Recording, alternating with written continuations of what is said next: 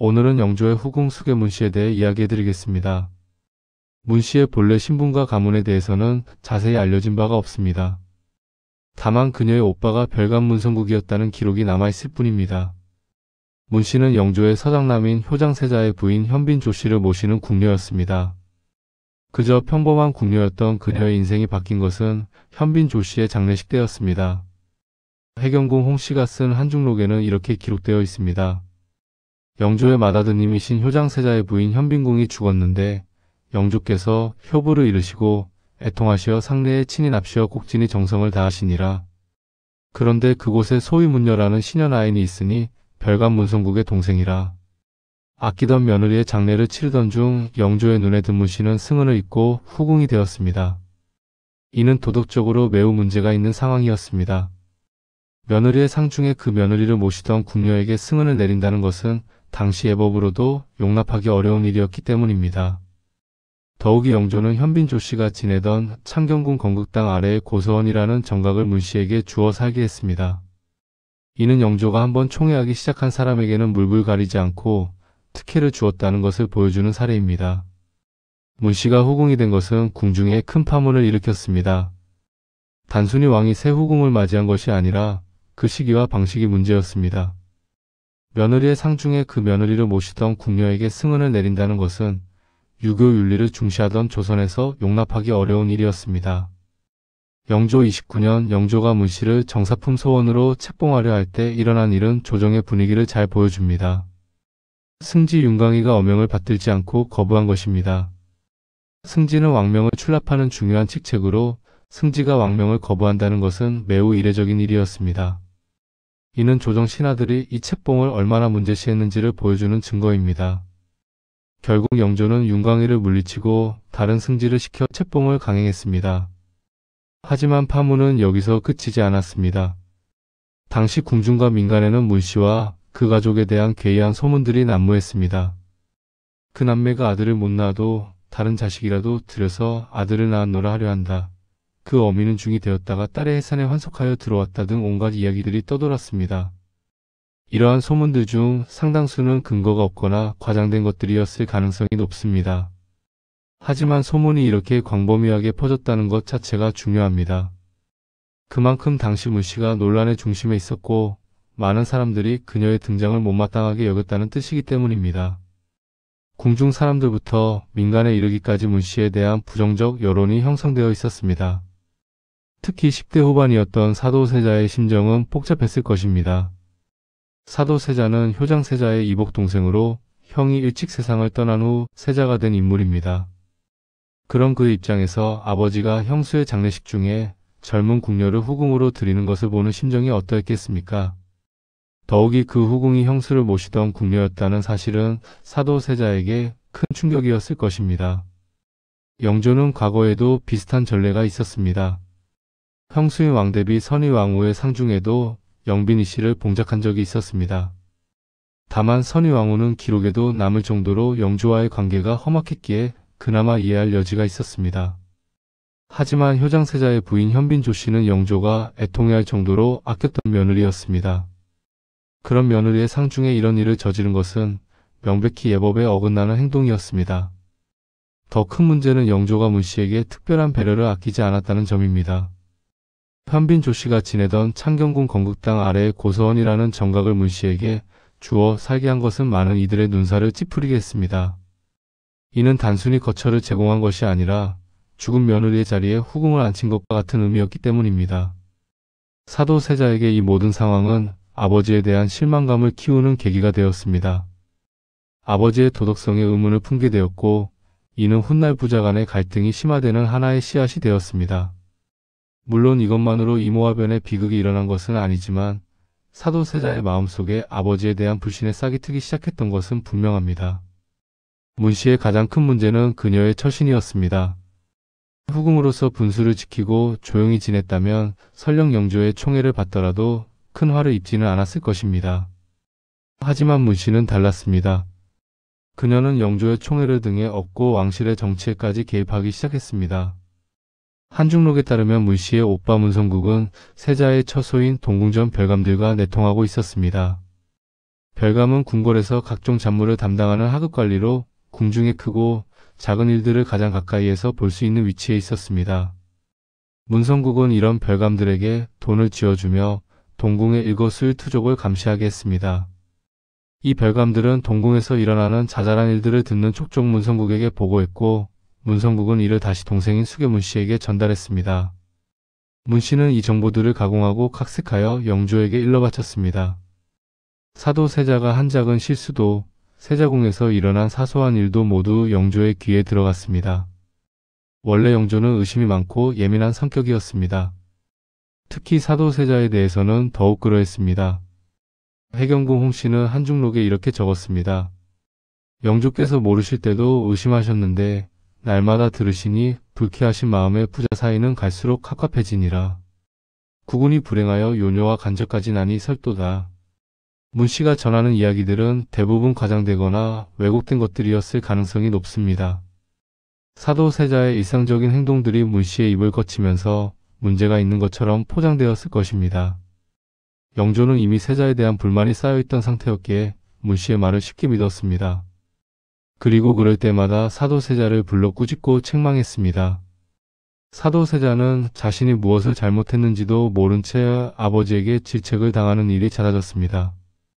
궁궐 깊숙한 곳에서 벌어지는 자신의 일상까지 아버지가 모두 알고 있다는 사실에 세자는 공포를 느꼈습니다. 누군가 자신을 감시하고 있다는 의심이 깊어졌고 이는 세자의 정신 상태를 더욱 악화시켰습니다. 더욱 충격적인 사건도 있었습니다. 정조는 즉위한 후 옛날 창경궁 낙선당에서 일어난 화재 원인도 문성국 때문이라고 공개적으로 언급했습니다. 이 낙선당 화재 사건은 사도 세자의 삶에서 매우 중요한 전환점이 된 사건입니다.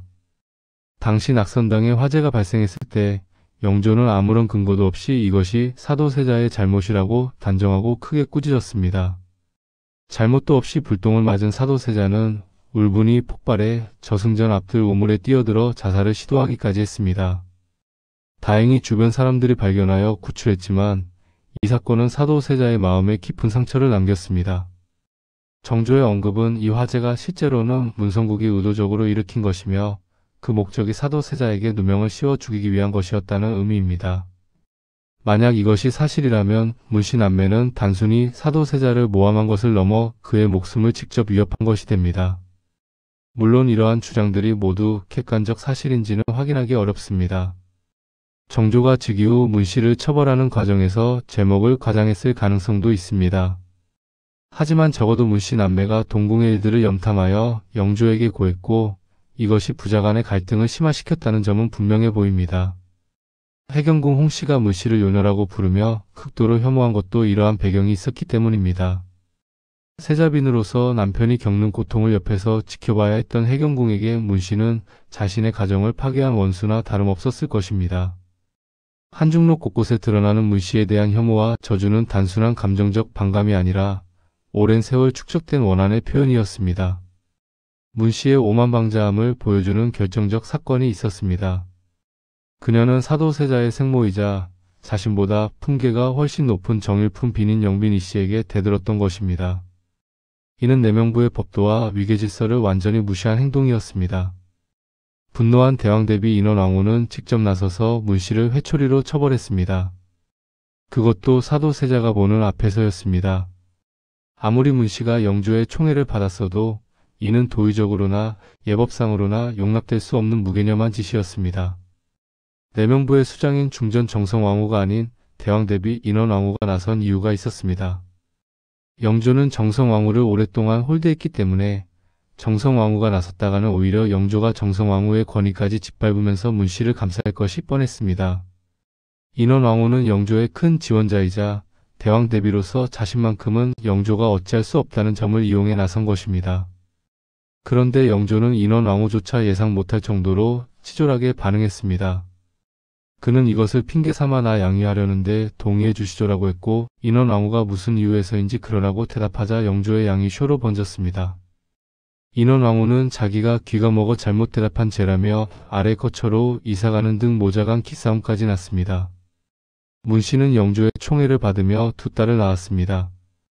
1753년에 장녀 화령옹주가 1754년에 차녀 화길옹주가 태어났습니다. 그러나 문씨가 간절히 원했던 것은 아들이었습니다. 아들을 낳아야만 왕실에서의 입지를 굳건히 할 수 있었기 때문입니다. 야사에는 문씨가 사가에서 몰래 사내 아이를 들여와 왕자라고 속이려 했으나 영의정 이종성에게 발각되어 무산되었다는 이야기도 전해집니다. 이 이야기의 진위 여부는 확실하지 않지만 문씨가 얼마나 절박하게 아들을 원했는지를 보여주는 일화입니다. 문씨가 딸만 낳고 아들을 낳지 못한 것은 훗날 그녀의 운명에 결정적인 영향을 미쳤습니다. 만약 아들을 낳았다면 비록 세자 자리는 어렵더라도 적어도 정조에 대항할 수 있는 세력이 생겼을 것입니다. 하지만 딸만 둘인 상황에서 문씨를 지켜줄 정치적 세력은 존재하지 않았습니다. 1776년 3월 5일 영조가 승하했습니다. 향년 83세, 제위 52년이라는 조선 역사상 가장 긴 제위 기간을 마감하는 순간이었습니다. 그리고 그 순간 수계 문씨의 운명도 함께 결정되었습니다. 영조가 살아있는 동안 문씨는 왕의 총애를 등에 업고 위세와 부귀영화를 누렸습니다. 비록 아들을 낳지 못했지만 영조의 특별한 총애 덕분에 누구도 함부로 건드릴 수 없는 존재였습니다. 궁중에서 문씨를 미워하는 사람들은 많았지만 영조가 살아있는 한 그들은 속으로만 분노를 사귈 수밖에 없었습니다. 그러나 영조가 눈을 감는 순간 모든 것이 바뀌었습니다. 문씨를 지켜주던 유일한 방패막이가 사라진 것입니다. 그녀는 말 그대로 화무시비롱, 열을 불지 못한 꽃의 처지가 되어버렸습니다. 정조는 즉위하자마자 행동에 나섰습니다. 왕위에 오른 지 불과 며칠 만인 5월 13일, 정조는 대신들을 모아놓고 문씨의 재상을 조목조목 밝히기 시작했습니다.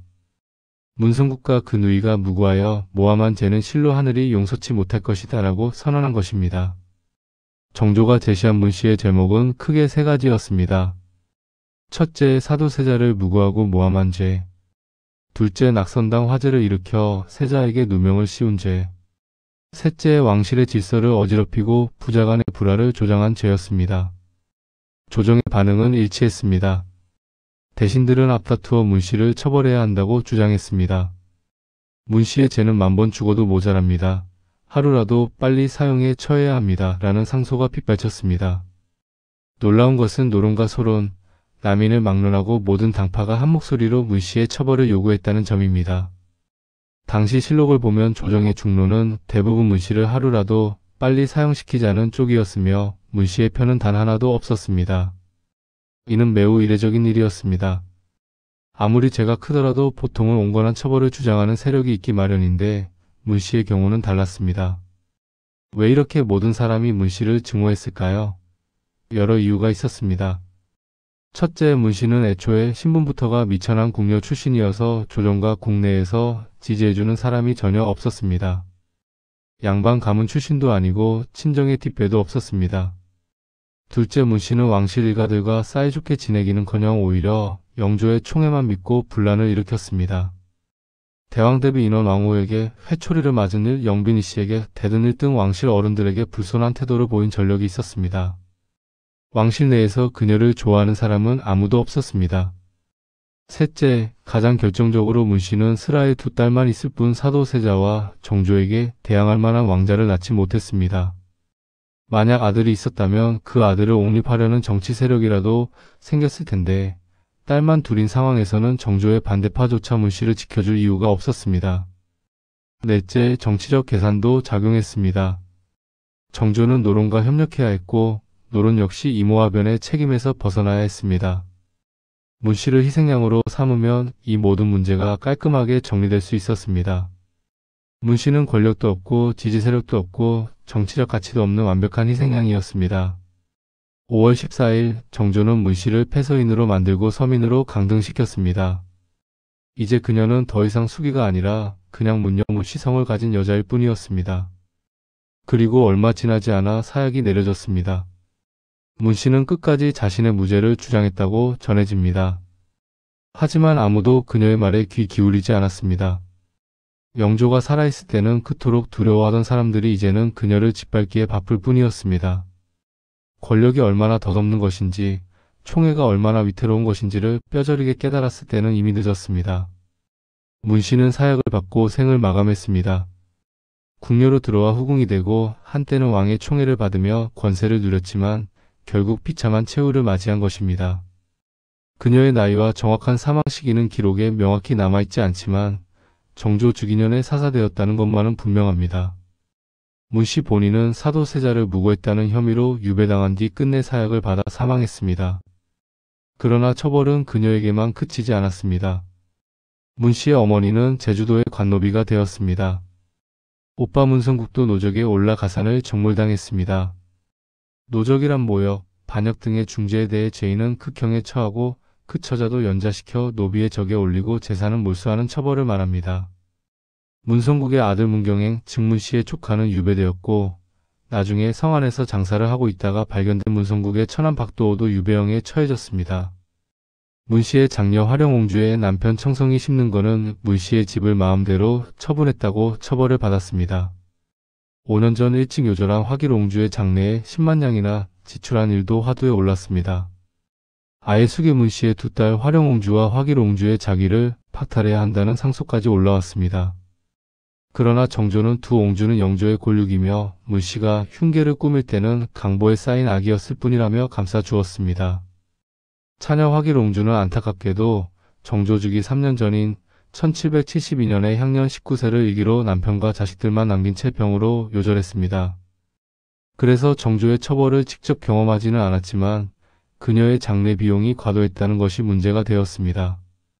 장녀 화령옹주는 자기만 삭탈당하지 않았을 뿐 궁궐 출입도 금지당하고 옹주로서 제대로 된 예우도 받지 못한 채 평민이나 다름없는 삶을 살아갔던 것으로 보입니다. 정조가 이복고모 화유옹주의 사망 소식을 듣고 선조의 옹주 가운데 궁중을 출입한 사람은 단지 이 옹주 하나뿐이었는데 라고 말한 것을 보며 화령옹주는 궁궐 출입이 금지되어 있었음을 알 수 있습니다. 그나마 계승권 없는 옹주로 태어났기 때문에 처벌 없이 놔뒀을 뿐 만약 왕자로 태어났더라면 왕위 계승의 분란을 막기 위해서라도 어머니처럼 사사당했을 것입니다. 정조 입장에서 화령옹주가 아들로 태어났다면 당장은 자신의 권좌에 위협이 되지 않더라도 어린 아들 순조에게는 위험이 될 수 있었기 때문입니다. 그렇게 운 좋게 살아남은 화령옹주는 정조보다 21년 더 오래 살았으며 향년 69세를 이기로 이복 종손 순조의 치세까지 천수를 누릴 수 있었습니다. 순조는 장생전에 태판을 보내주며 화령옹주의 장례를 왕실 종친의 예우로 치러주었습니다.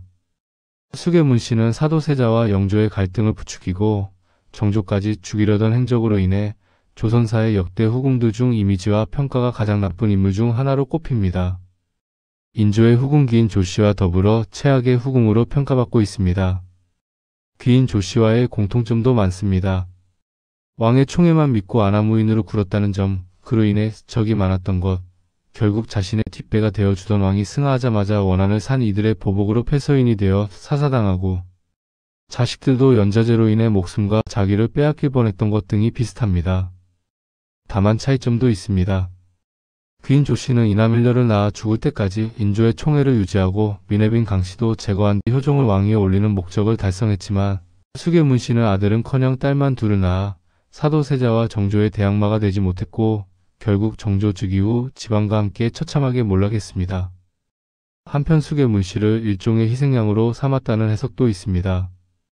정사에서 문씨의 행적이 나쁘게 묘사된 것과는 별개로 그녀가 사도세자를 참소했다는 명확한 근거가 부족하기 때문입니다. 이모화변 즉 사도세자가 뒤주에 갇혀 죽은 사건은 일개후궁이나 신하들이 거짓으로 모함하는 수준으로는 절대 생길 수 없었습니다. 후대부터 현재까지 학자들도 이 사건의 근본은 사도세자와 영조 두 사람에게 있다는 것이 통설입니다. 무엇보다 정조가 즉위할 당시에는 이모화변이라는 거대한 사건의 후폭풍을 가라앉힐 필요가 있었고 희생양을 만들어서라도 왕실과 조정 내 혼란을 무마시켜야 했습니다. 노론과 손을 잡을 필요가 있었던 정조는 노론 주류와 큰 연관이 없는 문씨를 공격해서 그들을 안심시켜야 했고 노론 입장에서도 문씨가 죄를 뒤집어 쓰는 것이 이모와 변의 책임에서 벗어나는 데 유리했습니다. 게다가 궁녀 출신의 선왕의 일개후궁에 불과한 문씨에게는 마땅한 권력과 지지 세력도 없었습니다. 이러한 이해관계가 맞아떨어져서 정조와 조정 전체가 문씨를 이모와 변의 범인으로 몰아간 것일 수 있습니다. 같은 예로 김상로가 있습니다. 그는 영조가 문씨 남매와 함께 사도세자를 모함한 인물로 언급한 사람입니다. 그런데 정작 김상로는 이전부터 사도세자를 옹호했고 이모화변 당시에는 이 문제 때문에 파직당한 상태였습니다. 정조가 즉위했을 때는 이미 김상로가 사망했으므로 관작을 추탈하고 가족들을 유배형에 처하는 것으로 끝났습니다. 결론적으로 수계 문씨와 문성국을 비롯한 문씨 일가, 그리고 김상로를 희생양으로 삼은 대가로 정조와 노로는 이모화변의 원한을 끝내고 상호 협력할 수 있게 된 것입니다. 그러나 애초에 적절히 처신했다면 영조 사후 사가로 나가는 선에서 끝났지 사약을 받아 죽지는 않았을 것입니다. 수계 문씨가 대부분의 왕실 일가를 적으로 돌릴 정도로 안하무인으로 굴었던 것은 사실입니다. 갈등의 근원이 아니더라도 이미 시작된 영조와 사도세자의 갈등을 악화시켰다는 것은 맞습니다. 가장 유명한 일화인 회초리 사건만 봐도 알 수 있습니다. 일개 승은후궁 신분으로 다른 사람도 아닌 세자의 생모이자 자신보다 품계도 높은 영빈이 씨에게 대들었다가 분노한 인원 왕후에게 맞은 것입니다. 심지어 이때는 입지를 굳힐 수 있는 자녀도 없고 후궁이 된 지 얼마 안 된 신참이었는데 엄격한 내명부에서 하극상을 벌였으니 왕실 내 최고 어른인 인원 왕후의 심기를 건드린 것도 당연했습니다. 오히려 회초리형으로 처벌을 끝낸 것이 자비롭고 관대한 처분이었습니다. 하지만 수계 문씨는 반성은커녕 오히려 주제넘게 영조와 사도세자의 갈등에 끼어들었고 스스로의 파멸에 일조하게 되었습니다. 수계 문씨의 이야기는 권력과 총애가 영원하지 않으며 적절한 처신과 도덕적 행동이 얼마나 중요한지를 보여주는 역사적 교훈입니다. 왕의 총애만 믿고 교만하게 행동하다가 결국 자신뿐만 아니라 가족 전체를 파멸로 이끈 그녀의 삶은 권력의 덧없음과 인간관계의 중요성을 일깨워주는 비극적 사례로 남아 있습니다.